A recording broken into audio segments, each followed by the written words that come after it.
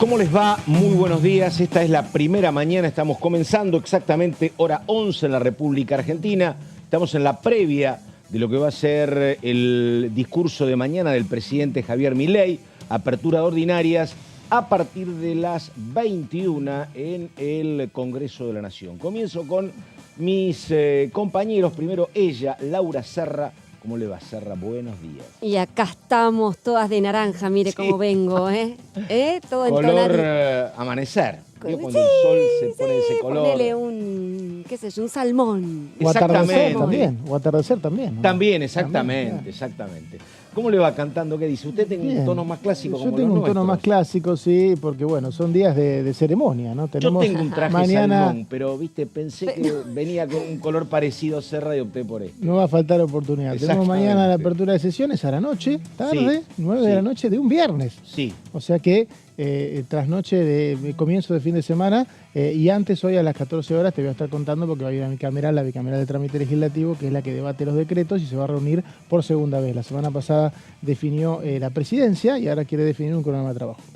El tema del atril, es una cuestión operativa. Dicen que hay un sistema parecido en Estados Unidos. ¿Averiguaron algo? ¿A qué obedece o nada? ¿No? A ver. Ay, qué sé yo, Pato, qué decirte. Este hombre es como que rompe todos los Sí, manuales, sí. con lo cual uno no puede ya ni siquiera conjeturar, porque evidentemente eligió el horario de las 21 por el prime time, porque pretende, digamos, ganarse la mayor audiencia televisiva posible, con un discurso que ni siquiera los propios, No. ni siquiera los legisladores de su bloque adelantó nada. Dijo, ustedes se van a enterar al mismo tiempo que los 47 millones de argentinos que me estén escuchando. Fueron las palabras de ayer de Milei en la reunión. Le escuché a Santillano hoy hablando, diciendo eso. Con el bloque de La Libertad Avanza. Lo del atril, y forma parte un poco de este folclore nuevo que quiere instaurar el presidente libertario. Porque, a ver, históricamente, a ver, ¿cómo es? Habla el presidente o la presidenta y está ladeado, está rodeado Habla en el por estrado. la presidenta en el estrado. Habla en el estrado, Y está ahí la está el vicepresidenta, titular de diputados, y titular el titular del Senado, y habla en el medio de los dos,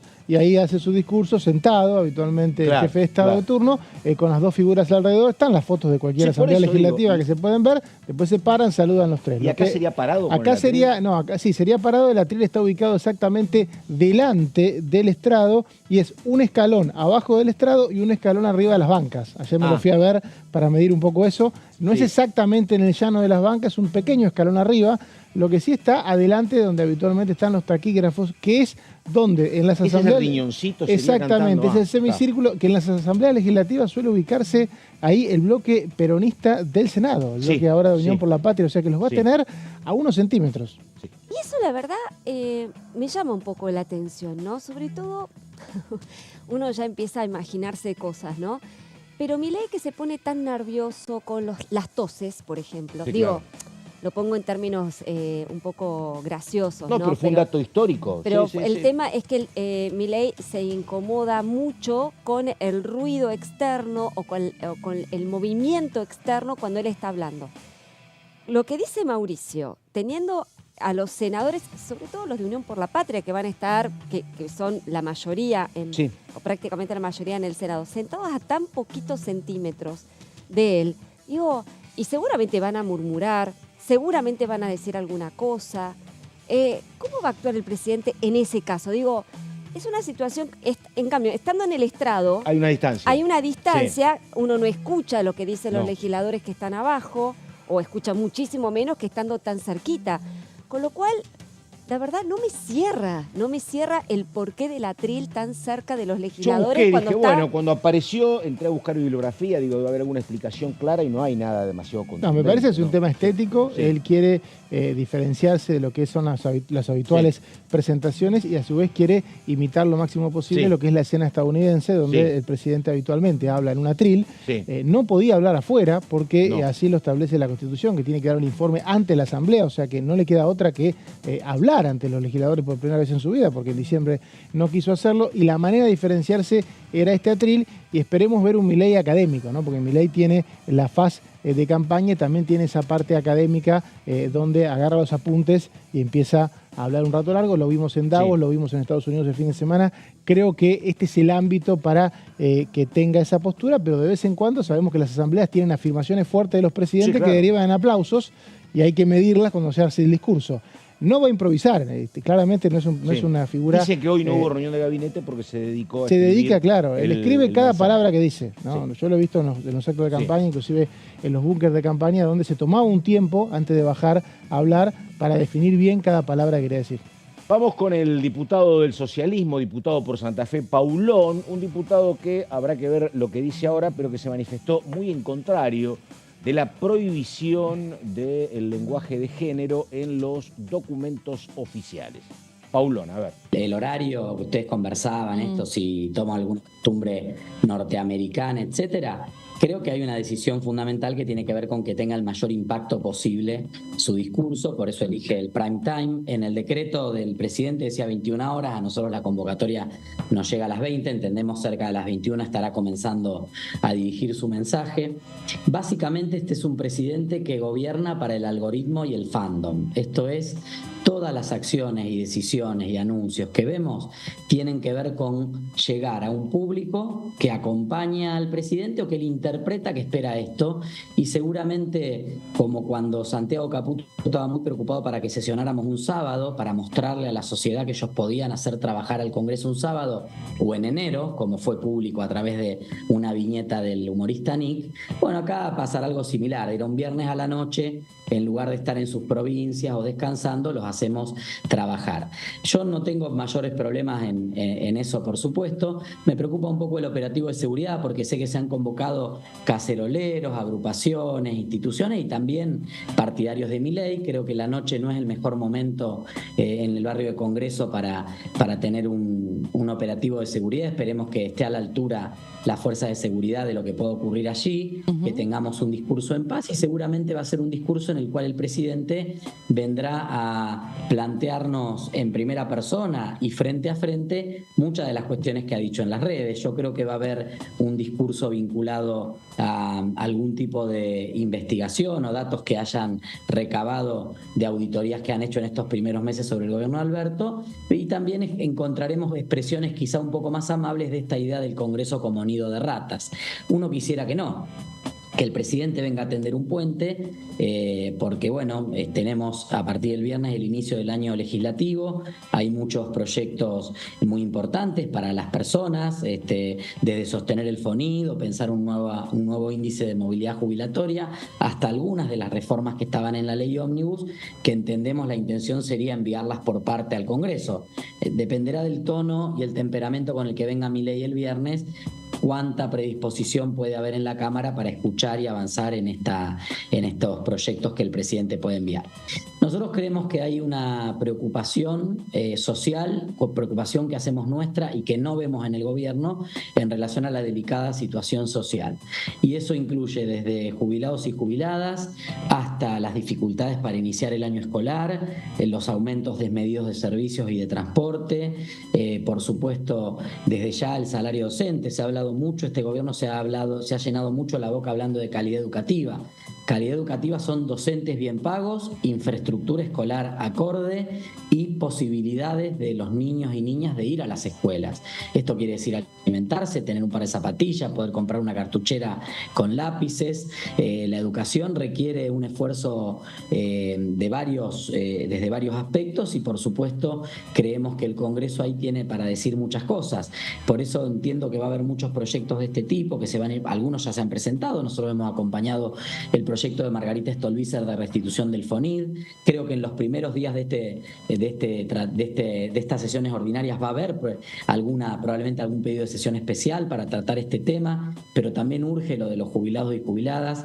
Ni 105.000 pesos es una jubilación digna, ni lo son 135.000. O sea, decir que porque antes era 160.000 pesos el ingreso de la mínima a un jubilado con el bono y ahora va a ser 200.000, estamos superando una situación, la verdad que no, siguen siendo jubilaciones de hambre con medicamentos que han aumentado sobre una inflación del 200% el año pasado, 211, medicamentos aumentaron el 300%, ni que hablar si algún jubilado o jubilada tiene que alquilar o pagar una habitación porque no tiene casa propia, que es en la mayoría de los jubilados y jubiladas. Así que creo que va a haber una preocupación y una ocupación muy importante en relación a los temas sociales, de la urgencia social que vamos a ir abordando, y por supuesto también el socialismo tiene una agenda que tiene que ver con la agenda de cuidado, de equidad de género, de política ambiental. Tenemos una preocupación y vamos a dedicar buena parte de nuestro esfuerzo a trabajar en un régimen marco para pymes, para generar trabajo. Nos estamos metiendo en un esquema de un ajuste y una recesión muy compleja que se empieza a ver y se empieza a reflejar en el empleo. Más que nunca tenemos que acompañar a las pequeñas y medianas empresas, que son las que generan gran parte del trabajo. Por supuesto también las medidas de transparencia. Ustedes saben que este gobierno es bastante perezoso intelectualmente. A lo que no sabe, no entiende, no le encuentra la vuelta, rápidamente lo quiere cerrar, en lugar de pensar cómo mejorarlo. No quiere pensar el gobierno. Nosotros sí queremos pensar mecanismos de transparencia para los fideicomisos, mecanismos de transparencia para las áreas públicas. Queremos pensar un Estado que no tenga huecos o recovecos en los cuales se pueda meter la corrupción, y por supuesto también para nosotros es una agenda muy importante la agenda de seguridad. En el caso de nuestra provincia, sobre todo en lo que nos compete, legisladores nacionales, completar y actualizar el esquema que tenemos nosotros de justicia federal para tratamiento de los delitos complejos, que en la provincia de Santa Fe es el mismo que hace 20 años, con una realidad del delito complejo que es mucho peor que hace 20 años.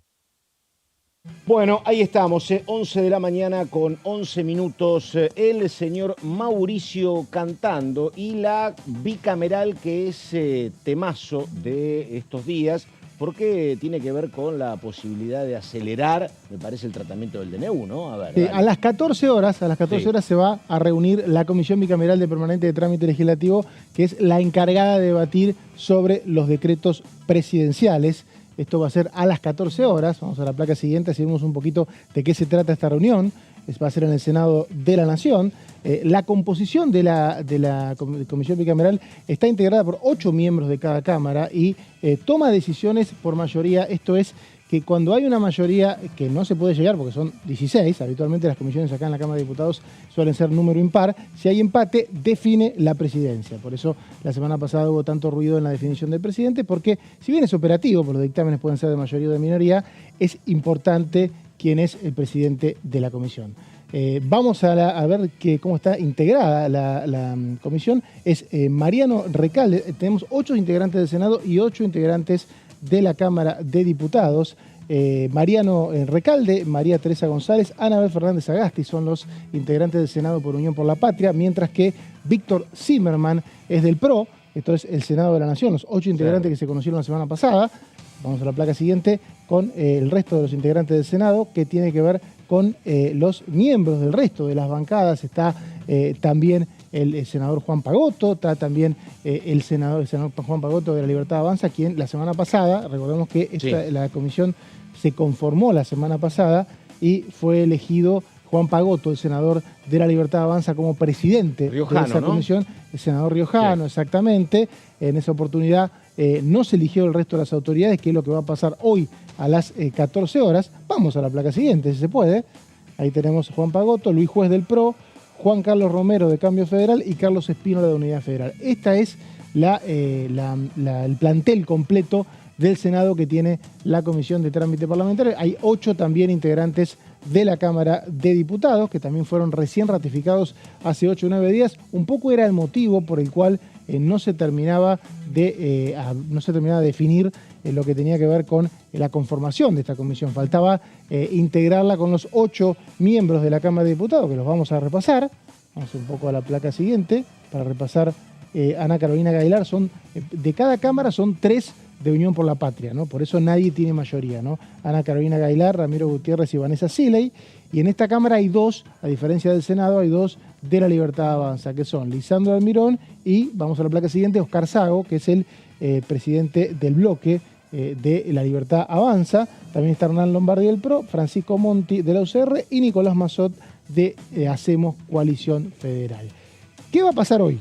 ¿Qué va a pasar hoy? Que la reunión es a las 2 de la tarde en el Senado, en el Salón Ilía del Senado de la Nación, y vamos a la placa siguiente. Lo que se va a definir hoy es básicamente un cronograma de trabajo y también el resto de las autoridades. O sea, el temario incluye 3 puntos. Primero, definir el resto de las autoridades. No se sabe quién es el vicepresidente, todavía no se votó. Tampoco el secretario. Había una propuesta para que el secretario sea el senador Víctor Zimmerman de la UCR. Esto no se votó, pero también se tiene que definir el vicepresidente, que debería ser un diputado de Unión por la Patria. Porque si el presidente, Sí. la presidencia le corresponde al Senado y la definió un dirigente de la oposición, bueno, ¿cuál es el bloque más grande de Unión por la Patria y que más representante tiene? De diputados, Unión por la Patria. Bueno, o sea que debería haber una elección. Hay que ver qué hace Unión por la Patria, porque hasta ahora varias comisiones, ayer lo repasábamos, cuando se conformaron en enero, en disconformidad con la distribución de los lugares, no quiso ocupar la vicepresidencia, creo que en presupuesto y en relaciones exteriores. En este caso, bueno, la reunión, decíamos, en el Salón Ilía, a las 14 horas se votará elección de presidente y secretario, y también se va a definir a las 14 cuál es el cronograma de trabajo. Ya hay una propuesta de parte de 3 miembros de esta comisión, que son el radical Víctor Zimmerman, el senador radical Víctor Zimmerman, el diputado Francisco Monti de la UCR y el senador Carlos Mauricio Espínola, quien integra el bloque Unidad Federal. Bueno, ¿cuál es la propuesta que hicieron ellos? Bueno, la propuesta que hicieron es que, en la placa está detallado con detalle. Bueno, primero se valora, está el pedido, que vengan funcionarios a debatir el decreto 7023, o sea, el famoso mega DNU que se firmó allá por fines de diciembre, que establece una derogación y reforma de más de 300 leyes, todas para desregular la economía. Dicen quién, ¿no? Sí, No dicen quién. Dicen quién. Tenemos los funcionarios que piden que sean convocados para debatir exclusivamente este decreto, que son el jefe de gabinete Nicolás Pose, falta el ministro de Economía, que estaba, el ministro de Economía Luis Caputo, también lo piden, el secretario de Transformación del Estado, Armando Guibert, el secretario de Agricultura y Ganadería y Pesca, Fernando Vilela. También están otros funcionarios, vamos a la placa siguiente, que fueron, esto lo tiene que definir el Pleno hoy, el secretario de Empleo, Omar Yacine, y el director de ANSES, Mariano de los Heros. Estos son los funcionarios que este grupo de opositores, que de alguna manera define el quórum, porque o le da los 3 votos a Unión por la Patria o le da los 3 votos al resto del conglomerado de fuerza, está diciendo, queremos que estos funcionarios vengan. Como las reuniones son semanales, o por lo menos eso es lo que se estableció, no hay una fecha estimada, ¿no? Ahora, perdóname, una consulta, digo, ¿esto no obsta que, como pretende Unión por la Patria, se convoque un especial y se trate la validez del DNU? ¿O son caminos paralelos o no? Son caminos paralelos que en realidad se están chocando. La visión que tiene Unión por la Patria es que todo esto es abstracto, que no tiene sentido, porque la ley 26.122 establece que pasados 10 días hábiles del ingreso de un decreto, los plenos de la Cámara están en condiciones de tratarlo sin que hubiera dictamen. O sea, no hace falta un dictamen, no hace falta 2/3. Por lo tanto, esto podría evitarse y podría tratarse en el recinto. Por eso hay pedidos para que la vicepresidenta Victoria Villarroel convoque a sesión. Claro. Y directamente todo esto no se realice. Pero el senador Juan Pagotto, que preside la bicameral, fue para adelante y tiene porque este es un camino dilatorio. Pero el oficialismo, si esto funciona, el oficialismo lo va pateando para adelante. Bueno, sobre todo por esto, ¿no? Porque hay 177 decretos firmados por anteriores presidentes que no se trataron en comisión ni en el recinto. Podrían tratarse directamente en el recinto, sí, ¿no? Claro. Bajo la interpretación de la ley. Hoy, mejor dicho, a las 14 horas, va a haber seguramente alguna propuesta del oficialismo, del senador Juan Pagotto, para que estos decretos se traten también o se debatan, inclusive antes que los firmados por el presidente Javier Milei. Bueno. Esto es una posibilidad. Perfecto, toda la información del señor Cantando. Vos mencionabas la figura de Camau Espínola, el senador por Corrientes. Y bueno, lo que pasa que también estaba, me parece, a mí en algún momento en duda, lo que podía pasar con el senador por Entre Ríos, lo que podía pasar con la senadora por la provincia de Córdoba, que estuvieron acompañando el pedido de una sesión especial. Así que nada, como explica el señor Cantando, habrá que ver qué termina por decantar justamente, si la convocatoria a sesión especial por parte de la oposición o si terminan funcionando a partir de la convocatoria de estos funcionarios del Ejecutivo, que me parece a mí que es más funcional para el oficialismo, porque se evitaría en próximos días lo que es la posible derrota del gobierno en el Senado derogando el DNU. ¿Te parece? ¿Es así? Sería un golpe Dale, importante sí, si, sí. si Claro, eso ocurriera, claro. supuesto Por que eso sí. este es un camino... A ver, corregime, Mauri, que vos A ver, seguís muy sí, bien sí. la cuestión de los DNU y de esta comisión bicameral. Da la impresión de que acá tenemos tres grupos bien marcados. Por un lado tenemos Unión por la Patria, que lo quiere rechazar como sea al DNU, como sea, por las dos cámaras. Después tenemos un grupo del medio que dice, nosotros estamos de acuerdo en buena parte del DNU, pero no nos gustan demasiado las formas, algunas cuestiones quizás no nos cierran demasiado, lo mejor es tratar de traducir ese decreto en algunas leyes o interpretar la ley vigente sobre DNU para que nos permita aprobar en partes, por capítulos, o sea, debatir el DNU por capítulos. Eso me parece, ¿no? Que son los que están en el medio, algunos radicales, hacemos coalición federal, etcétera. Y después, obviamente, tenemos el oficialismo, que a eso sumo los diputados y senadores del PRO, que obviamente lo que quieren es que el DNU persista y esté vigente por los tiempos de los tiempos. Y digamos, el rol ¿no? de muchos diputados y senadores me parece que también va al compás de la tirantez mayor o no de la relación entre la nación y las provincias, ¿no? De pronto los senadores, una cosa es los senadores de Río Negro con Beretilnec, muy enojado, por ejemplo, o lo que pasa con Chubut, ¿no? Sí. Si hay algún tipo de acuerdo a nivel ejecutivo de Chubut con Ejecutivo Nacional, a lo mejor se morigera la actitud de algún senador por la provincia. Sí, pero si no, van a estar más cerca de votar la derogación del DNU. Tengamos en cuenta que las mayorías no son exactamente iguales, No, claro. y eso es lo que está pasando. O sea, en la Cámara de Senadores puede haber una mayoría opositora al gobierno que no tenga ni un voto de la UCR ni del PRO. Acá es más difícil, claro. más justo eso. Entonces, lo que hoy se ve en el Senado son pedidos para que Villarroel convoque a sesión realizados por Unión por la Patria y por grupos de senadores provinciales que sumados superan los 37 votos de quórum. Y que directamente están hablando de derogar la ley. Ahí ya no hay directa DNU. Del DNU, perdón. Sí. De derogar no sería derogar, sería de rechazar, de votarlo en contra. Ahora, claro, esa mayoría después tiene que replicarse en diputados para que la derogación sea definitiva.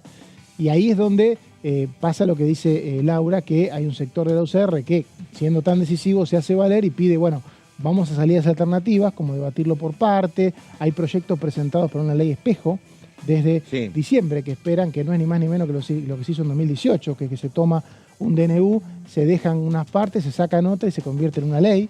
Estas son las propuestas que en la Cámara de Diputados se van a escuchar. El tema es que si el Senado en algún momento se reúne y rechaza el DNU, la presión para rechazarlo va a ser muy alta. El titular del bloque del PRO, Cristian Ritondo, es un hombre clásico, me parece, ¿en qué sentido? Que trabaja mucho más puertas adentro que puestas para afuera, ¿no? Se lo conoce poco hablando demasiado a Cristian Ritondo, pero para adentro, pero para adentro teje mucho, trabaja mucho. Lo que gran operador. Exactamente, claro. Lo que pregunto en ese sentido es que la verdad no se sabe demasiado de las consecuencias o de lo acordado en el almuerzo. Sé lo que comieron nada más, pero el almuerzo que tuvieron con Milei. Yo creo que el almuerzo es un hecho en sí mismo, ¿no? Por eso digo. Me parece, pero, ¿no? Exactamente. Bueno, por eso digo. Pero ha trascendido poco, pero me parece que para el gobierno es un dato aliviador el almuerzo con Cristian Ritondo. Me parece que ¿no? la alianza o la sociedad, como quieramos llamarle, entre la Libertad Avanza y el PRO, ya es un hecho. Hoy no tiene muchos matices, por lo menos que se traduzcan en votos. Creo que hay una conformación de 80 votos, por ejemplo, en la Cámara de Diputados, que es el piso que tiene la Libertad Avanza, que esté lejos de los 129 de quórum, pero que se materializó en la ley ómnibus. Y un poco la foto de ayer, de alguna manera, institucionaliza eso, ¿no? Sí. No estoy. A ver, yo tengo algún matiz a lo que dice el amigo cantando. Porque efectivamente, hoy por hoy los ves de alguna manera con objetivos y con posiciones comunes, lo vimos en la ley ómnibus, pero no, el PRO se resiste a confluir en un interbloque. Digo, eso es lo que yo no uno sé. se pregunta, si ¿viste cuando yo tanto decía confluyen, por qué no habló Ritondo? Eso es lo que no sabía. Dale, sí. No me interrumpas, No, dale. Pato, por favor. A ver, entonces, si están tan consustanciados con el proyecto de Milei, Si están todos de acuerdo con que hay que acompañarlo y de hecho lo hacen, ¿por qué no confluyen en un interbloque? Yo creo, y de alguna manera lo que se está evidenciando es que todavía hay ciertas desconfianzas con los libertarios y con Milei en particular, que tampoco abre demasiado el juego por ahora al PRO. Ya, hemos visto que las únicas incorporaciones al gobierno, al gabinete, han sido de Patricia Bullrich como figura estelar, algunos más, pero no podemos hablar de un cogobierno. La presidencia de la Cámara de Diputados está en manos de Martín Menem y no de Cristian Ritondo, que fue la apuesta de Mauricio Macri y del propio Ritondo. Con lo cual, ahí estamos viendo cómo que se están tomando los tiempos como para una eventual confluencia. Y acá quisiera poner también como aporte esta pelea en ciernes que cada vez está cobrando más volumen entre Patricia Bullrich y Mauricio Macri. Y vos sabés que Cristian Ritondo es un hombre de Macri. Sí. Martín Menem, en una entrevista que le hicimos en La Nación, tuvo algunas consideraciones un poco críticas hacia el gobierno de Mauricio Macri. Y ya Ritondo, gente muy allegada a Ritondo, está muy enojado con Martín Menem. Con Martín Menem. Con lo cual, acá estamos hablando de una confluencia que sí, digamos como que estamos de novios, pero hasta ahí, ¿me entendés? Estamos viendo si vamos hacia algo más serio. Por ahora yo estoy viendo que esa homogeneidad me gusta eso, no está. Pero bueno, el noviazgo se traduce en votos, ¿no? Eso está claro. Sí. Hasta ahora se ha traducido en votos y hay que ver, yo creo que en el corto plazo hay una confluencia necesaria y hay que ver si en el mediano plazo esa confluencia necesaria se traduce justamente en una alianza electoral. Que es lo que ayer un poco se rumoreaba, porque el año que viene hay elecciones, hay que elegir legisladores. Yo parece que todavía es muy temprano para eso. Muy temprano para eso, porque Macri todavía está calibrándolo a Milei y cómo le va a ir en el corto plazo con la economía. No va a ser fácil verlos enfrentarse. Entonces, ahí es donde me parece que en caso de que un statu quo se pueda sostener de parte de este gobierno, como hasta ahora, lo natural puede llegar a ser que el PRO y la Libertad Avanza no puedan enfrentarse, no tengan tantos discursos para enfrentarse y necesiten confluir en las provincias. Me parece que lo que escuché del presidente hasta ahora es que cree que todo eso se va a dar naturalmente, que no hace falta acelerar los tiempos. Sí. ¿No? Ahora, una consulta para después, ¿no? Y la pregunta es esta. Me parece que la situación para el PRO era complicada. ¿En qué sentido? Porque, a ver, hoy está claro que la oposición a Milei es básicamente el peronismo, Unión por la Patria. Eso es la oposición. Está buscando su lugar en el mundo la Unión Cívica Radical. Y lo que uno ve del PRO es que es muy complejo esto. ¿Por qué? Porque si al proyecto de Milei le va muy bien, termina fagocitado con los libertarios. Exacto. Y si le va muy mal, la gente va a buscar otro camino. Y no la opción del plan B que puede significar el PRO de Mauricio Macri. Aparte, el acuerdo que hicieron pre-balotage creo que de alguna manera dejó un poco marcado el destino de este gobierno en el destino del PRO. No va a ser fácil despegarlo, ¿no? No, claro. Creo que un poco lo que se escuchó las últimas semanas es un intento de algunos sectores pero es muy difícil teniendo en cuenta que fue importante para el balotage, fue casi decisivo. ¿Y qué te parece? Bueno, el radicalismo, yo lo separo, pero no sé cuánto lo puede separar el radicalismo de ese lío también. Pero dirigencialmente por lo menos hubo matices ante el balotaje. Acá. Ahí estamos. Mauricio cantando, Laura Serra, pausa, ya venimos.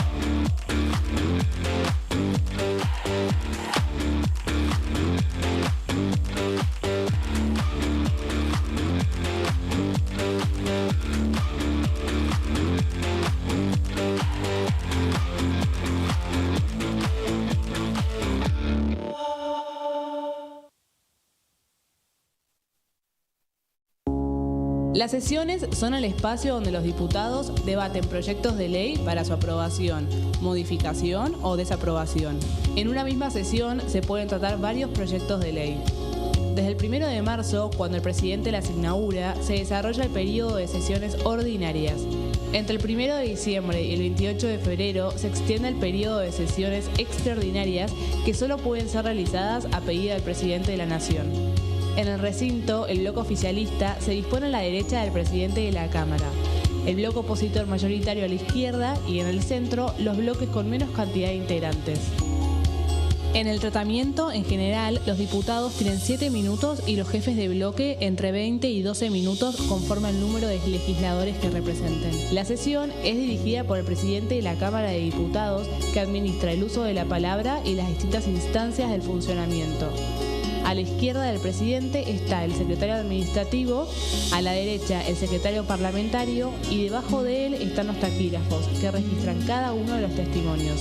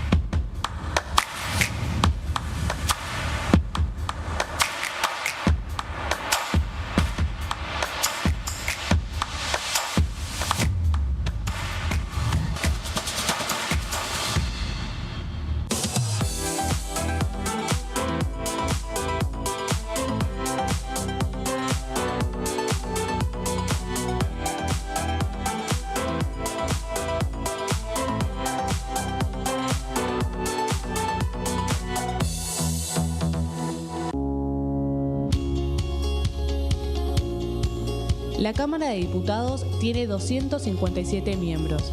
Los diputados debaten y sancionan leyes que rigen en todo el territorio nacional. Algunas de las más importantes son el presupuesto de gastos generales del Estado, el Código Civil, el Código Penal, la forma en que se rige el trabajo, las jubilaciones, entre tantas otras.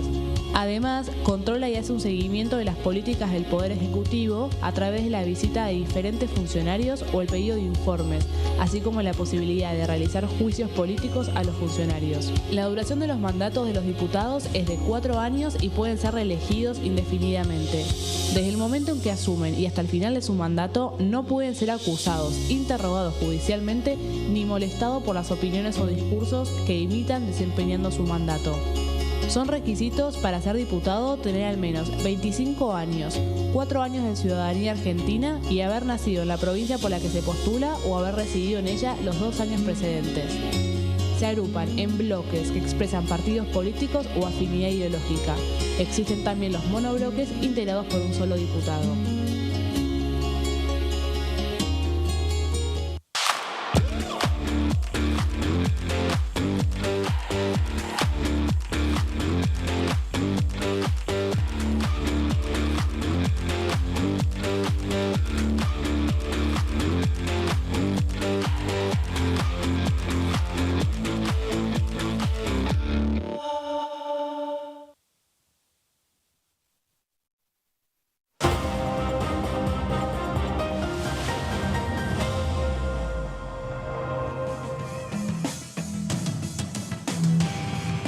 Bueno, exactamente la hora 11 de la mañana con 34 minutos, una mañana hermosa en términos climáticos, cielo celeste, la temperatura es elevada, va a seguir siendo elevada. Ayer me llamaba la atención, eran las 8 de la noche, pregunté la temperatura, 31 grados en Buenos Aires, una cosa... Tuvimos un verano bastante tranquilo, ¿no? Para estar en las grandes ciudades. Hubo semanas, justo las semanas de... Febrero fue un poco más cálido, bases, pero enero fue tranquilo, efectivamente. Fue tranquilo, en general fue tranquilo. Hubo semanas, días, pero no fue una constante de 15, 20 días de 40 grados, ¿no? Bueno, muy bien. Vamos con un testimonio. La diputada Lorena Pocoic, diputada de Unión por la Patria, que dice lo siguiente. A ver.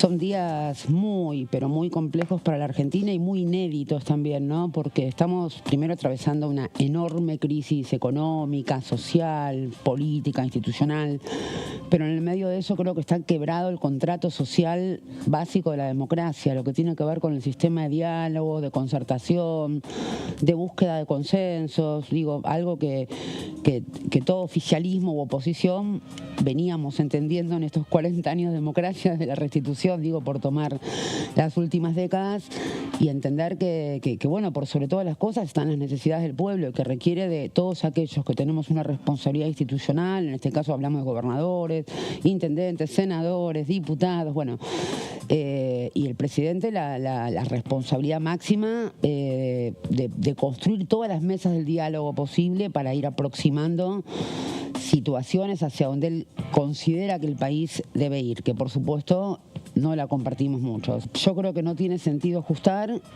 en sí mismo, y mucho menos sin saber cuál es el plan para qué ajustamos. Ahí está. Porque en realidad esta idea de seamos infelices en este presente y por algunos años para que las próximas generaciones puedan ser felices, ya lo hemos vivido con otros gobiernos, ¿no? Hay que pasar el invierno, hay que pasar el segundo semestre, cada presidente ha tenido su frase célebre sosteniendo modelos neoliberales y diciéndole al pueblo, la infelicidad de hoy es el paraíso del mañana. Y se están aplicando las mismas recetas que además en el pasado. Te ayuda es el Fondo Monetario a hacértela un poco más fácil. Por eso, Horacio, es decir, estamos frente a un mundo nuevo, con características diferentes, por supuesto, pero hay cosas que no han cambiado. La lucha entre la concentración de la riqueza y quienes consideramos que tenemos que tener modelos nacionales fuertes, una matriz productiva, con crecimiento, con equidad distributiva, sigue siendo la misma. Después pueden cambiar un montón de cuestiones, la comunicación, la forma, pero realmente creo que estamos en la misma batalla que en los procesos neoliberales anteriores, obviamente con circunstancias que hay que actualizar, pero lo que está en disputa no ha cambiado, y las mismas recetas que aparte, sorprendentemente, coincide que son las mismas personas. Son las mismas recetas de los otros dos procesos neoliberales con las mismas personas que lo llevaron adelante. Por lo tanto, ¿por qué esperar resultados diferentes, no? Yo estoy, con 3 ejes principales, con varios, ¿no? Pero, 3 ejes principales en los que voy a trabajar fuertemente. Uno es educación. Ahí está. Ciencia y tecnología incluido, otro es cultura, y el tercero es integración regional, es decir, política internacional, pero fortaleciendo todos los esquemas de integración regional. Bueno. Que me parece que es un tema imprescindible en estos tiempos, y que más allá de los gobiernos de turno hay que reconstruir ciertos pactos regionales. Bueno, el momento de Laura Serra. Diga, Serra, a ver. A ver, vamos a hablar de un tema que suena o parece bastante árido, y de hecho lo es, pero hoy está en boga, Pato, que son los famosos fondos fiduciarios. Sí, claro. Y que, ha sido un poco el tema de debate hoy en gobierno, en la oposición, porque se trata, de fondos multimillonarios, como vamos a ver enseguida. A ver, creo que había una placa antes, chicos, no estoy segura, pero si no arrancamos por acá. ¿Qué son los fondos fiduciarios? Porque esto viene a raíz de un proyecto de ley que presentó la diputada Silvana Giudice de la UCR, perdón, del PRO. Ex-UCR. Sí. PRO del PRO, para de alguna manera hacer más transparentes el control de estos fondos fiduciarios. ¿Y qué son los fondos fiduciarios? A ver, son una herramienta que sirven para financiar básicamente obras y proyectos de carácter público. Siempre cuando hablamos de fondos fiduciarios públicos, ¿no? Porque también hay fideicomisos que son privados, estamos refiriéndonos puntualmente, o nos vamos a basar fundamentalmente en lo que tiene que ver con los fondos fiduciarios públicos. El Poder Ejecutivo, a ver, ¿cómo se trabaja un fondo fiduciario? El Poder Ejecutivo, a través de los ministerios u organismos del Estado, por ejemplo, Ministerio de Transporte, Ministerio de Infraestructura u otro ministerio u organismo, actúa como fiduciante, transfiere bienes o sumas millonarias de dinero a estas entidades. Es decir, que es el Estado el que transfiere a... Recauda y transfiere, sí. Exactamente. Sí. Recauda, transfiere a estos fondos fiduciarios que manejan estos ministerios u organismos. Es decir, los fondos fiduciarios son los que administran estos fondos para hacer estos proyectos u obras que se pretenden hacer. Por eso es que hay tantos fondos fiduciarios, por ejemplo, El para... trigo, y son muy diversos. sí, Son señora. muy diversos, del transporte, para financiar obras en las provincias. No dependés de la etcétera. partida de un ministerio específico como cualquier política pública. Ujú, Esa sería efectivamente. la gran diferencia. Así es. Vamos para adelante. Generalmente esas entidades bancarias, es decir, los fiduciarios, son los que administran esos fondos. Y el dinero se utiliza para un bien o fin determinado. Es decir, vos haces un fondo fiduciario y ese monto que recibe ese fondo fiduciario para hacer esa obra no puede destinarse para otra cosa. Es decir, el Fondo fondo específico. tiene una asignación Sí, específica. sí. ¿No? Así que bueno, esto es un poco el panorama, el marco general de lo que vamos a conversar en el día de hoy sobre el tema de fondos fiduciarios. Seguimos adelante, por favor, con las placas. Hay 29 fondos fiduciarios que están vigentes hoy en la administración, en el Estado. La mayoría, mira este dato, Pato, Sí. fueron creados durante la gestión Sí. de Mauricio Macri. Son 10 en total. Cristina Kirchner creó 7 fondos fiduciarios y Carlos Menem 5. Así que Lo hubiese anotado a Néstor Kirchner, mirá vos. sí. Porque era un momento de evolución y de crecimiento Seguramente económico. acá puede faltar, pero Sí. lo No, cierto pero dale, no, por eso digo. es que Mauricio Macri fue también Sí, el creador de varios fondos fiduciarios. Seguimos adelante, por favor. A ver. Entre 2012 y 2021, según el proyecto de la diputada Silvana Giudici, los ingresos de los fideicomisos se duplicaron en términos de porcentaje, o sea, en términos del PBI, los ingresos que recibieron estos fondos fiduciarios se duplicaron. Los gastos, en cambio, disminuyeron a la mitad en el mismo periodo. Es decir, que los fondos fiduciarios recibían del Tesoro Nacional más ingresos de lo que efectivamente se gastó. Claro. Ahora me preguntas por qué. Y ahí es donde viene la respuesta. La caja negra de la Sí, política. que te dice que todos los controles son opacos, por lo menos. ¿sí? No. Más Sí, allá de eso, sí. es que justamente el gobierno anterior, sobre todo, hizo uso de los fondos fiduciarios porque como no tienen el control presupuestario que tienen los distintos ministerios por medio de Sí, la la SIGEN, GN, la Auditoría General de la Nación, claro, sí. digamos, el propio Congreso. escapan porque están por fuera de la administración nacional.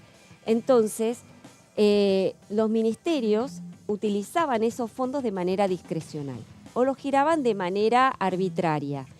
Y ahí es donde justamente sale este rótulo que tienen los fondos fiduciarios como que han constituido la caja negra de la política durante muchísimos Hubo años. un planteo de Silvina Batakis cuando asumió de ministra, los días que estuvo, que quería centralizar el control de todas las cajas por fuera de lo que es el presupuesto y hablaba de los fondos fiduciarios, creo, ¿no? Absolutamente, porque estamos hablando de muchísimo dinero, Sí. de muchísima plata, y eso, de hecho, la ley Omnibus se traba en traba el por momento en que se tratan los fondos fiduciarios, ¿no? Hay fondos fiduciarios que El artículo responden H, y creo que era. funcionan y otros que generan bastantes dudas. Hubo todo un debate y una polémica con el FISU, ¿no? Sí, el Fondo de Para- Integración Ordenamiento urbano. Sociurbano. Sí, que lo reclaman los curas villeros, básicamente. Exactamente, Sí, claro. digamos, Porque tiene un fin social específico, porque hay muchos afectados, pero el fondo fiduciario del trigo, por ejemplo, es un tema que les importa a los que están trabajando en ese negocio, Es que- nada más. Y el resto sí. conoce poco de lo que pasa con la plata. tal Claro, cual, pero sí. al mismo tiempo, bueno, obras que supuestamente estaban a cargo del Fondo Fiduciario de Integración Sociurbana, no me acuerdo. Sociurbana. Claro, sí. exactamente. Obras que no se hicieron, pero al mismo tiempo se giraron los fondos, dónde están esos fondos, en fin. Digo, solamente para marcar algunos ejemplos. El excedente, esto quiere decir, entre lo que te ingresa y lo que efectivamente gastás, el excedente 2021 fue nada más ni nada menos que de 664.399 millones de pesos. El excedente en 2022 de 515.405 millones de pesos y en 2023 de 566.606 millones de pesos. Es muchísima plata que se ha manejado discrecionalmente. Entonces, el problema de... Seguimos adelante, por favor. No sé si tenemos más placas. La propuesta justamente de Silvana Giudice es la de liberar estos excedentes para su asignación directa al Tesoro y redireccionar estos recursos a programas y políticas sociales. Y acá es como que uno lo deja pensando al tema, ¿no? A ver, ¿es necesario que todos estos excedentes vayan al Tesoro para que el Tesoro libremente pueda disponer de esos recursos? Digo, teniendo en cuenta que hoy el ajuste es draconiano, creo que todos coincidimos, y lo dice el propio presidente, de que hoy, digamos, los sectores más vulnerables, clase media, media baja, sienten con rigor el ajuste del gasto público. ¿No sería conveniente utilizar estos recursos para las asignaciones sociales que hoy están haciendo falta? Digo, tenemos problemas ha sido publicado en todos los medios, los problemas de asistencia a los comedores. Bueno, digo, bajó 15% el consumo de leche, por ejemplo. Vos lo que estás preguntando, si esta plata vuelve al Tesoro, ¿para qué se va a utilizar? ¿Para pagar deuda a lo mejor, o para equilibrar, o para hacer una asistencia social que en algunos casos es como urgente? Absolutamente, y teniendo en cuenta de que el presupuesto 2023 se está de alguna manera acelerando su gasto de manera acelerada. ¿Por qué? Porque no, digamos, está concebido con un 60% de inflación, estamos cerca del 200% de inflación interanual, entonces va a quedar corto el presupuesto. Habrá que ver qué se hace con esos recursos. Es un temazo ese que planteas, porque vos hablas del presupuesto que no está, no va a haber presupuesto 2024. ¿Eso está resuelto? ¿Se va a seguir trabajando todo el año con la prórroga del presupuesto que es 2022, porque el 2023 tampoco hubo presupuesto? ¿O, digo, se va a enviar algún presupuesto? No queda otra porque la ley de administración financiera es clara. No queda otra de trabajar con la prórroga. Porque la ley de administración financiera es clara. Si no se aprobó el presupuesto que envió el gobierno, que lo envió el gobierno anterior, se tiene que prorrogar el que estaba vigente. Es una ley que se hizo cuando no se esperaba estos niveles de inflación. Creo que ni siquiera se esperaba la inflación cuando se hizo esta ley.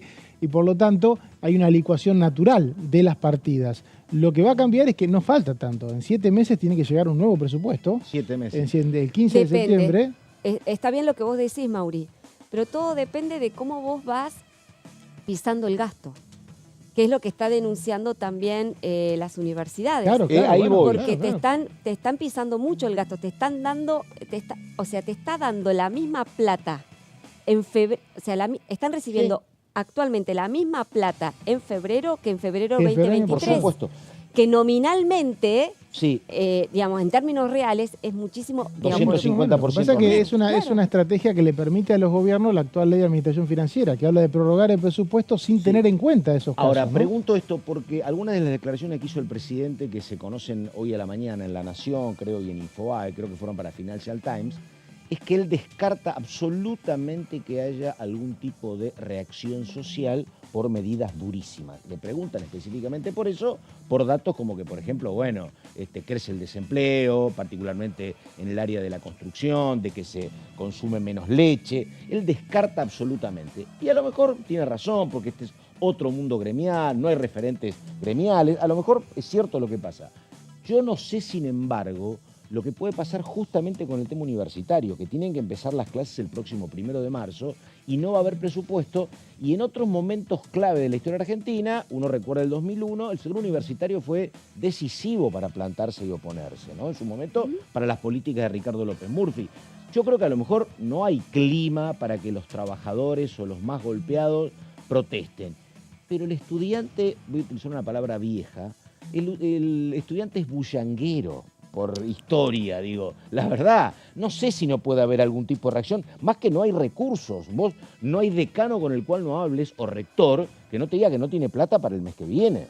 No, por eso digo, yo por eso preguntaba, a lo mejor el tema de un presupuesto te reacomoda un poco las cosas. No, el tema universitario es un problema, va a ser un problema, está siendo un problema indudablemente, y como vos bien decís, muchas veces los estudiantes universitarios han sido de alguna Claro. manera promotores de conflictos. Bueno, la reforma universitaria del 18, por decirte una... supuesto. A ver, y en muchos... Córdoba en los 60, pero en Exacto. 2001 López Murphy pretendía reducir el presupuesto No, y en el 96, educativo. 97 Menem también con la reforma del sistema educativo tuvo un montón de protestas. Bueno, ¿no? la carpa blanca es consecuencia de eso, claro. El La FONI- carpa blanca es más que nada el tema del financiamiento FONI. a los maestros, Sí, pero sí. hubo una reforma de la ley de educación superior que trajo No me mucha acuerdo de esa revuelta tanto. sobre fines de los 90, sí.